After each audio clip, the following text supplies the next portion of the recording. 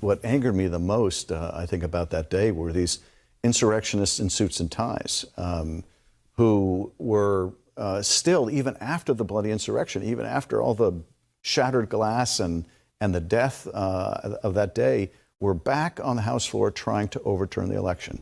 You're saying insurrectionists in suit and ties. You're talking about the Republicans in Congress? I am, because unlike those people climbing outside the building, they knew it was a lie. Right. The true believers were out there, attacking the building. But inside the chamber, my Republican colleagues know it's a big lie. When Steve Scalise appears on TV like he did on Sunday and can't answer the question whether the election was stolen, it's not because he doesn't know the answer. Right. It's because, like all of the GOP leadership right now in the Congress, they are deathly afraid of crossing Donald Trump. And that is what has our democracy so fragile, that people are not living up to their oath of office. Is Kevin McCarthy an insurrectionist in a suit and tie?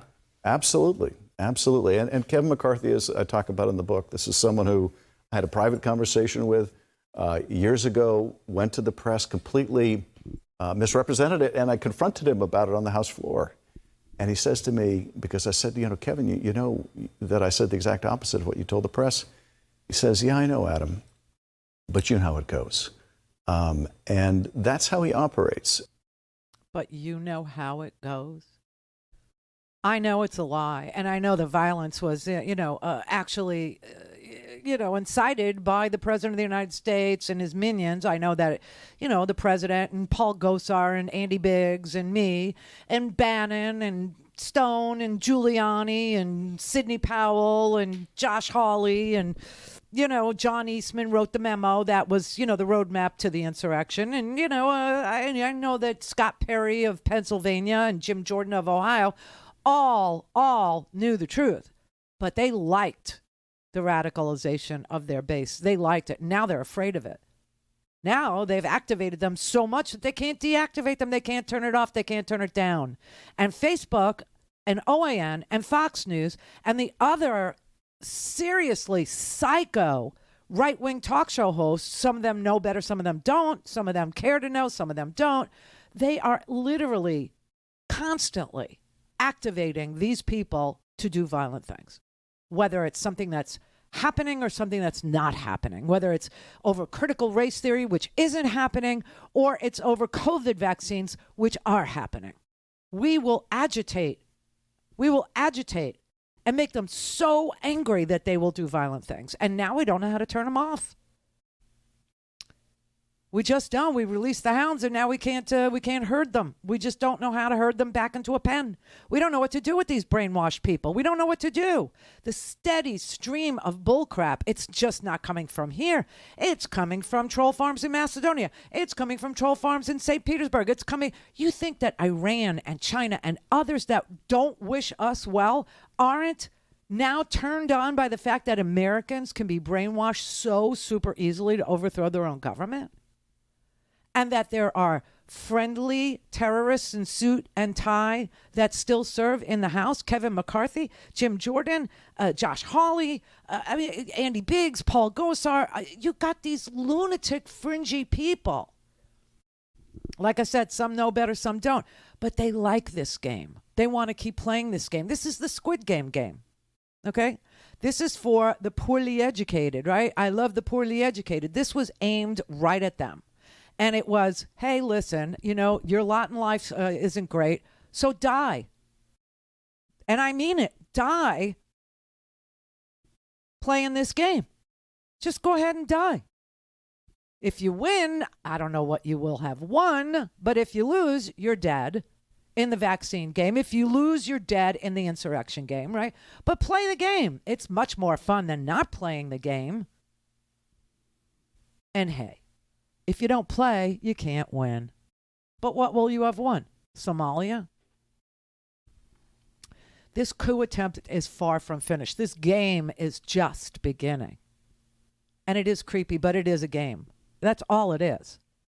The name of the report that I'm reading that's making me tell you this is called Subverting Justice. It is almost it's 394 pages. It was released last week by the Senate Judiciary Committee, not the House, the Senate Judiciary Committee. And it clearly has the goods on our disgraced former mistake of a president, Donald Trump. He was actively trying to overturn the will of the people. He was actively trying to steal. You know, when they say stop the steal, he was the one that was stealing it. He was trying to steal this election. He committed sedition. What's important about that? Well, there's a few things that are important about that. Sedition is a unbelievably murderous crime. But a person in this here country who has committed sedition cannot hold office. Section 3 of the 14th Amendment, that was enacted right after the Civil War. What do we do with the traitors? What do we do with the people who committed treason? What do we do with the secessionists? What do we do with the people that literally wanted to break America? What do we do with the Confederates? What do we do? Well, you know what we do? We make it illegal to do what they did. So they wrote into Section 3 of the 14th Amendment that anyone who, and I quote, having previously taken an oath as a member of Congress or as an officer of the United States to support the Constitution of the United States, and then shall have engaged in insurrection or rebellion or given aid and comfort to enemies is prohibited from holding office. And that is why it's so important that every American understand what happened and that Donald Trump cannot hold office ever again.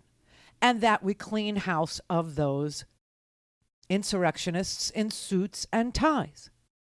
That we hold them to the same constitutional standard as we hold ourselves. And we disqualify them from being members of the House, members of the Senate, and God knows from ever holding any office ever again. That is the clear purpose of that particular section of the Constitution. It is to keep people exactly like Donald Trump and Scott Perry and Paul Gosar and Andy Biggs and Jim Jordan and Josh Hawley and all the other miscreants, Steve Scalise, who's now part of it, okay? It's to keep them, after they've shown themselves to be traitors to our union, from ever holding public office again. That's the only reason why it's being pursued. If Donald Trump would have gone quietly into that night, if Donald Trump just would have said, you know, I lost, that's it, I'm out,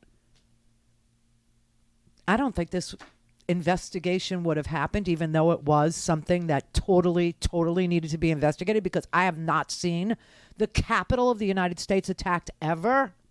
I've read about it, you know, like in the War of 1812, but it wasn't Americans, it was the British. This has never happened. Never. And I would love for everyone to understand what the root cause of it was and how that message got disseminated on such a grand scale. I would love for people to understand media. I would love for them to understand Facebook and algorithms, and the script is already written for you. I would love that.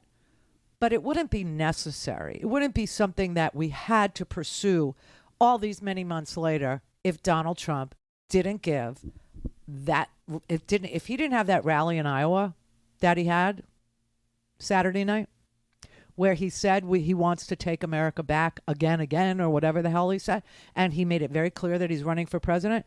If he didn't do that, we wouldn't have to do what we have to do to preserve and defend this democracy. But he has put it all on the line. And by all, I mean democracy itself. The law. The law.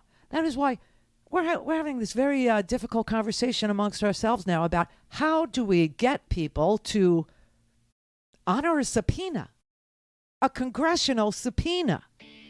How do we get them to comply with the law of the United States of America? They don't even want to comply with the law of the United States of America. They think they got this, and that this is no longer America, and therefore the laws don't matter. They don't have to appear because they've been subpoenaed. They don't have to turn over documents because they were the recipients of a ducus tecum subpoena, meaning produce the documents. No. Screw America. Screw a nation of laws. This is a nation of us. Us. These are subversives. These are the people that you think I am, right? You think I'm a subversive if you don't agree with anything I said today. You think I'm the problem. Trust me, I'm not going to overthrow my government. I am not going to say I alone can fix it. And I am not going to be investigated for sedition.